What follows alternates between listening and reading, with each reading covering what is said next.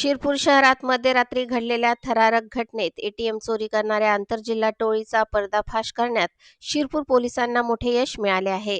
उपजिल्हा रुग्णालयासमोरील bank of बडोदाच्या ATM मशीनला लोखंडी साखळी बांधून पिकअप वाहनाच्या साहाय्याने ओढून चोरी करण्याचा प्रयत्न सुरू असल्याची माहिती मिळताच पोलिसांनी तात्काळ घटनास्थळी धाव घेतली। संशयित वाहनाचा पाठलाग करताना आरोपींनी शहादा फाटा, हाडाखेड, चोपडा रस्ता असा धावता प्रवास केला। जिल्हाभर नाकाबंदी करूनही आरोपींनी पोलिसांना चकवा देण्याचा प्रयत्न केला। सुमारे 40 ते 45 मिनिटे सुरू असलेल्या या थरारक पाठलागात पोलिसांनी जीवाची पर्वा न करता कारवाई केली। पिकअपला बांधलेली लोखंडी साखळी रस्त्यावर घासल्याने ठिणग्या उडत असतानाही पोलिसांनी पाठलाग सुरूच ठेवला। अखेर आरोपी वाहनातून उडी मारून पसार झाले। मात्र शिरपूर पोलिसांनी तपासचक्र फिरवत काही तासातच दोघा मुख्य आरोपींना ताब्यात घेतले। यूट्यूबवरून एटीएम चोरीची पद्धत शिकून त्यांनी ही कारवाई केल्याची कबुली दिली आहे। शिरपूरसह धुळे व अमळनेर येथेही चोरीचा प्रयत्न केल्याचे उघड झाले आहे।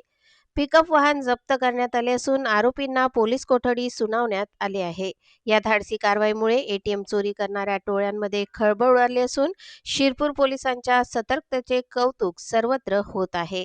साधारणतः रात्री 2:30 वाजता एक शाहरुख पिंजारी नावाचा एक रिक्षा चालकाचा फोन शिरपूर पोलीस स्टेशनला आला आणि 112 डायलला एक फोन आला की बँक ऑफ बडोदा येथील एटीएम समोर एक पिकअप व्हॅन आणि 2 इसम संशयितरित्या तिथे फिरत आहे।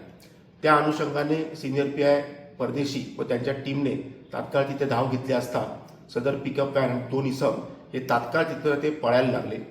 पोलीस स्टेशनने लगेच नाकाबंदी करून शिरपूर तालुका पोलीस स्टेशन आणि थाळनेर इथे नाकाबंदी लावली।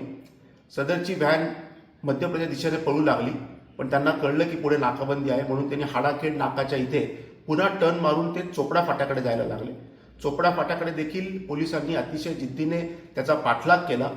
चोपडा फाट्याच्या इकडे संबंधित व्हॅन टाकून हे दोन्ही आरोपी पळून गेले। त्याच्यानंतर काही तांत्रिक पद्धतीने तपास करून आणि फास्टॅगवरनं रिव्हर्स आपण त्यांचा तपास करून 2 आरोपी हेमंत सुखलाल माळी राहणार धुळे आणि विजय देवा जाधव राहणार जिल्हा जळगाव या दोघांना आपण ताब्यात घेतले आहे। त्यांच्याकडनं पिकअप व्हॅन देखील आपण जप्त केलेली आहे व इतर जेवढं साहित्य होतं ते देखील जप्त केलेलं आहे। सदर आरोपींनी अमळनेर येथील देखील सेम मोडसने एटीएम थेफ्ट केलेले आहे आणि धुळे शहर पोलीस स्टेशनवर देखील त्यांच्यावर सेम एटीएम थेफ्टचा गुन्हा दाखल आहे।